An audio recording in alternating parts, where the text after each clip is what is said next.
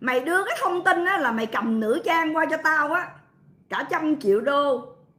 Xin lỗi nha, chính mày nói tao xài hột xoàn giả mà, tiền đéo đâu có 100 triệu đô. Thứ nhất á, là mày nói như vậy chẳng khác nào hải quan Việt Nam á đơn giản vậy sao, đúng không? Mày nói như vậy là mày chích mẹ mày với hải quan Việt Nam. Cái thứ hai nữa, mày cầm qua từ đất á mà vô á, tại sao người ta không xét mày? Mày phải nổ cho đúng, đúng không? Mày muốn vu khống tao, chính mày nói tao là xài kim cương giả thì tài sản của tao cả 100 triệu đô đâu đưa mày cầm qua. Ủa mà mày uy tín đó mày cầm được cả 100 triệu đô của tao qua hả?